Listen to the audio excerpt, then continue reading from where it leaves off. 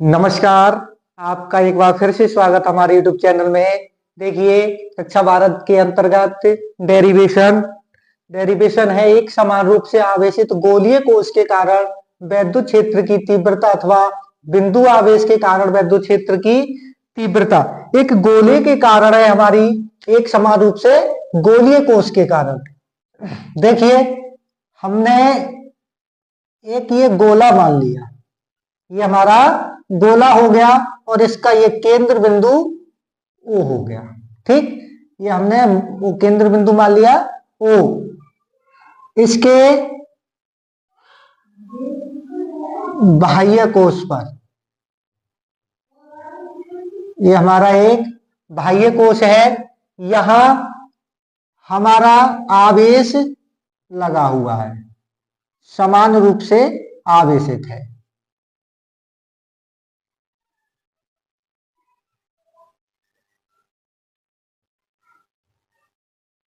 ये हमारा समान रूप से आवेशित है और इसका एक बाह्य कोश भी है,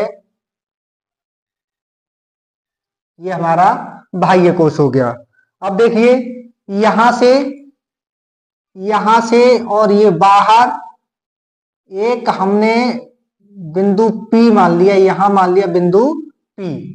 इस P पर हमें वैद्युत क्षेत्र की तीव्रता निकालनी है और ये वैद्युत क्षेत्र की तीव्रता है हमारी E और इसका क्षेत्रफल है dA। ठीक, और इस बिंदु पर ही हमें वैद्युत क्षेत्र की तीव्रता निकालनी है और एक यहां से बिंदु से P तक की दूरी हमारी त्रिज्या है R और यहां से यहां तक की एक दूसरी त्रिज्या मान लेते हैं, ये है हमारी कैपिटल R। और एक बिंदु हम जो हमारा अंतः कोश है या अंदर वाला कोश है, वहां है हमारी P डैश। एक बिंदु हमारा P डैश है इस अंदर वाले कोश पर। अब देखिए, ये क्या है हमारी, ये है हमारा आवेशित कोश और ये है हमारा गॉसियन पृष्ठ। अब हमें इस बिंदु P पर और इस बिंदु P पर, यानी कि बिंदु बाह्य कोश पर और अंतः कोश पर, दोनों पे हमें वैद्युत क्षेत्र की तीव्रता ज्ञात करनी है। तो ज्ञात करते हैं। देखो,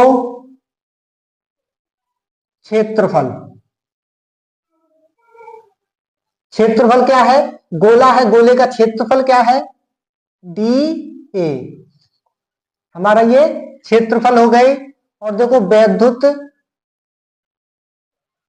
क्षेत्र, ये हमारा वैद्युत क्षेत्र हो गया E। अब देखिए, यहां पर ये गोलीय कोश है और गोलीय कोश होने के कारण यहां पर कोई कोण नहीं है, तो कोण का मान हम यही अभी मान लेते हैं, कोण का मान होगा हमारा 0। जब कोण का मान 0 होगा तो हम हल करते हैं। ये क्षेत्रफल dA से गुजरने वाला, यहां लिखो, वैद्युत फ्लक्स। हमारा क्षेत्रफल dA से जो गुजरने वाला, क्षेत्रफल से गुजरने वाला जो वैद्युत फ्लक्स होगा, वो हम जानते हैं फाई E बराबर वेक्टर E गुणा dA। ये होता है हमारा वैद्युत फ्लक्स। अब वैद्युत फ्लक्स ये है, तो देखो फाई E बराबर E वेक्टर गुणा dA वेक्टर। अब देखो, इसको गोलीय पृष्ठ यानी अंतः कोश और बाह्य कोश के अंतर से लेंगे तो ये हो जाएगी हमारी, ये होगी हमारी cos थीटा। ठीक, क्योंकि यहां पर कोण भी है। अब कोण का मान हमारा 0 है, तो कोण का मान 0 होने के कारण दोनों वेक्टर हट जाएंगे, तो फाई E बराबर बचेगा हमारा E dA। ये हमारा बच जाएगा, क्योंकि cos थीटा का मान कितना हमारा 0 है और 0 होने के कारण इसका वेक्टर रूप हट जाएगा तो ये आ गई हमारी फाई, यानी कि गुजरने वाला, क्षेत्रफल से गुजरने वाला वैद्युत फ्लक्स। अब क्षेत्रफल से गुजरने वाला वैद्युत फ्लक्स, अब देखो हम निकाल लेते हैं गॉसियन पृष्ठ से गुजरने वाला वैद्युत फ्लक्स। हमारा क्षेत्रफल से तो गुजरने वाला वैद्युत फ्लक्स हम निकाल चुके हैं, अब गॉसियन पृष्ठ से गुजरने वाला वैद्युत फ्लक्स हम निकालते हैं। तो देखो फाई ई, अब देखो गॉसियन पृष्ठ कहाँ है हमारा, अंतः बिंदु पर हमारा गॉसियन पृष्ठ है। उसके बाद जब यहां से यहां तक या इस बिंदु से यहां तक की जो हम वैद्युत फ्लक्स निकालेंगे तो हमारा संपूर्ण, क्योंकि यहां से यहां तक का जब वैद्युत फ्लक्स निकलेगा तो संपूर्ण वैद्युत फ्लक्स निकलेगा, तो इसके लिए लगा देंगे समाकलन। समाकलन मतलब संपूर्ण वैद्युत flux E vector D A, ये हो जाएगा हमारा। अब देखो फाई ई बराबर समाकलन ई डी ए। जब देखो हमारा ये अंतः पृष्ठ और आवेशित कोश, इन दोनों के और बाह्य कोश, इन दोनों के जब बराबर होगी तो समाकलन ई डी ए बराबर हो जाएगी समाकलन ई डी ए के, क्योंकि ये हमारा संपूर्ण पृष्ठीय संपूर्ण वैद्युत फ्लक्स आ गया। इस वैद्युत फ्लक्स में हमारा एक आवेशित प्लेट पर है, यानी आवेशित कोश पर है, और एक बाह्य कोश पर है। ये दोनों हमारे इसके बराबर हैं। तो देखो फाई ई बराबर समाकलन, यहां करेंगे ई को हम कॉमन ले लेंगे, तो ये हो जाएगा हमारा समाकलन डी ए बराबर ई, समाकलन ई मत लिखो क्योंकि यहां ले ली हमने, समाकलन डी ए, ये हमारी हो जाएगी। अब देखो हम डी ए क्या है हमारा, गोलीय पृष्ठ का क्षेत्रफल, क्योंकि ये गोलीय है तो संपूर्ण यानी गोलीय पृष्ठ का क्षेत्रफल क्या होता है, डी ए गोलीय पृष्ठ का क्षेत्रफल है, तो डी ए बराबर 4 पाई आर स्क्वायर, क्योंकि गोलीय पृष्ठ का क्षेत्रफल या गोले का पृष्ठीय क्षेत्रफल 4 पाई आर स्क्वायर होता है, तो डी ए बराबर कितना हो जाएगा हमारा 4 पाई आर स्क्वायर।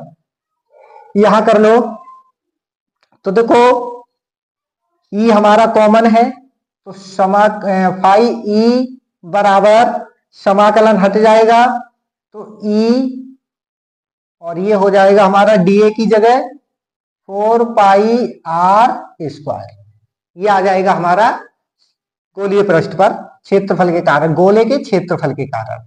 ये मान ली हमने समीकरण 1। अब गॉस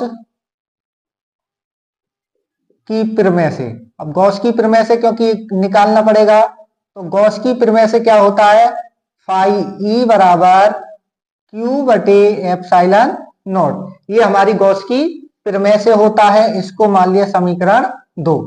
अब देखो समीकरण 2 और समीकरण 1, अब गोले के कारण या इनकी तुलना कर दो, या इसके कारण इसमें ये जो तुलनात्मक विधि, तुलनात्मक संकरण होगा वो कैसे होगा। तो देखो समीकरण 1 व 2 से तुलना करने पर, समीकरण 1 व 2 से तुलना करेंगे तो देखो समीकरण 1 क्या है, ई 4 पाई आर स्क्वायर बराबर क्यू अपॉन एप्सिलॉन नॉट, क्योंकि समीकरण 1 ये हो गई और समीकरण 2 ये हो गई। हमें वैद्युत क्षेत्र की तीव्रता निकालनी है, तो ई को हम बाहर ले लेंगे, तो ये हमारा कहां चला जाएगा, नीचे, तो ये हो जाएगा हमारा क्यू बटे 4 पाई आर स्क्वायर एप्सिलॉन नॉट, क्योंकि ये कहां चला गया, यहाँ गया। अब देखो इसे लिखते हैं E बराबर 1/4 pi epsilon not. 4 pi epsilon not को एक जगह कर लो, 4 पाई एप्सिलॉन नॉट। अब हमारा बचा क्या, Q, और यहां बच गया R²। ये आ गया हमारा बाह्य बिंदु पर, बाह्य बिंदु पर वैद्युत क्षेत्र की तीव्रता।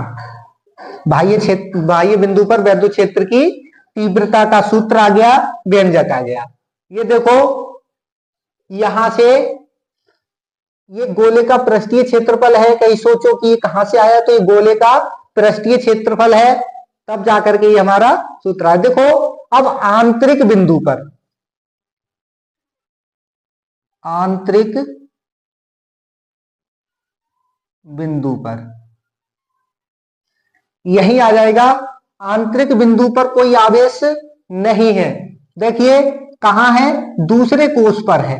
तो जो आंतरिक कोष है उस पर कोई भी आवेश ना होने के कारण, इस पर कोई चार्ज नहीं होने के कारण इसमें वैद्युत क्षेत्र बिल्कुल शून्य होगा। कैसा होगा, देखो जहां कोई हमारा आवेश ही नहीं है और जो आवेश लेस है वहां कोई भी वैद्युत क्षेत्र नहीं उत्पन्न होता है, इसलिए E का मान जो होगा वो क्या होगा, 0 होगा। ठीक, E का मान क्या होगा, 0 होगा आंतरिक बिंदु पर, क्योंकि कोई आवेश ही नहीं है। जब आवेश नहीं है तो वैद्युत क्षेत्र उत्पन्न नहीं होगा, और तो वैद्युत क्षेत्र उत्पन्न नहीं होगा तो वैद्युत क्षेत्र की तीव्रता भी नहीं होगी। धन्यवाद।